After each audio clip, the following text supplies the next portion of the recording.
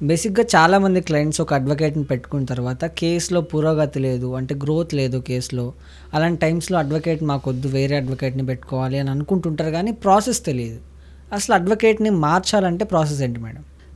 మనకి చాలా కాల్స్ వస్తున్నాయి. ఏంటంటే అడ్వకేట్ కేస్ ఇచ్చినాము.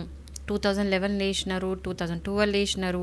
ఇప్పటివరకు కనీసం సమ్మన్ స్టేజ్‌లో కూడా అంటే సమ్మన్స్ కూడా పోలేదు, నోటీసులు కూడా పోలేదు అవతల వాళ్ళకి అని చెప్పేసి మనకే ఎన్నో కాల్స్ వచ్చాయి. సో బేసికల్లీ ఏంటంటే మీరు అడ్వకేట్‌ని పెట్టుకునే ముందు ఫస్ట్ మీ కేస్ ప్రకారం అడ్వకేట్‌ని చూస్ చేసుకోవాలి. First point. అంటే ఇప్పుడు సివిల్‌లో ఫేమస్ ఉన్నవాళ్ళు సివిల్, క్రిమినల్ ఫేమస్ ఉన్న క్రిమినల్ అట్లా పెట్టుకోవాలి. జూనియర్స్ దగ్గరికి వెళ్ళినా ప్రాబ్లం లేదండి. ఈవెన్ జూనియర్స్ దగ్గరికి కూడా వెళ్ళండి. కానీ మాట్లాడేటప్పుడు మీరు ఇంటరాక్ట్ అయ్యేటప్పుడు వాళ్ళు ఎంత కేపబుల్ అనేది మీకు అర్థమవుతుంది. దాన్ని బట్టి మీరు చూస్ చేసుకోండి.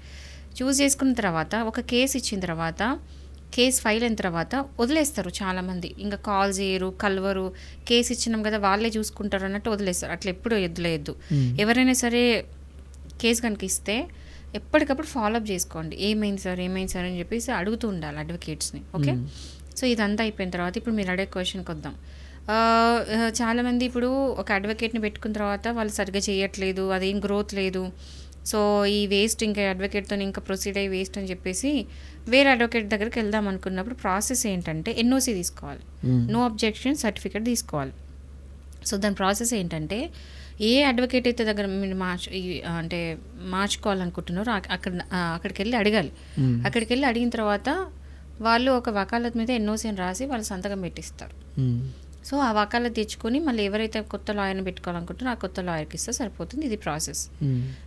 బట్ కొన్ని టైమ్స్ మీరు చూడాల్సింది ఏంటంటే జనరల్లీ అడ్వకేట్లు ఎన్ఓసి అంటారు, కొంతమంది సతాయిస్తారు. నేను ఇవ్వను, నా కేసు నాదే, నేను ఇవ్వను అంటారు. సో అప్పుడు మీరు ఏం చేయొచ్చు అంటే ప్రాసెస్ ఏంటంటే ఫస్ట్ రిక్వెస్ట్ చేయండి అడ్వకేట్ని మార్చుకుంటాం ఎన్ఓసి ఇవ్వమని చెప్పేసి. ఇస్తే సరే, లేకపోతే డైరెక్ట్ చెప్పండి. ఏమనంటే నేను కంప్లైంట్ పెడతా, నేను బార్ కౌన్సిల్లో కంప్లైంట్ పెడతా, మీరు కనుక ఇప్పుడు ఎన్ఓసి అయిపోతే ఇది చట్టానికి విరుద్ధం కాబట్టి మాకు అంటే ఆ ఫ్రీడమ్ ఉంది, మేము మార్చుకునే ఫ్రీడమ్ మాకు ఉంది కాబట్టి మీరు ఇవ్వాలి అని అడగండి. ఒకవేళ ఇవ్వడం అంటే మేము వెళ్ళి బార్ కౌన్సిల్ వెళ్ళి కంప్లైంట్ పెడతా అనొచ్చు. సో బార్ కౌన్సిల్లో కంప్లైంట్ పెడితే ఏంటంటే యూజువల్గా వాళ్ళకి బ్యాడ్ రిమార్క్ అది. ఏ అడ్వకేట్ అయితే ఎన్ఓసి అంటున్నారో వాళ్ళ బ్యాడ్ రిమార్కే కదా.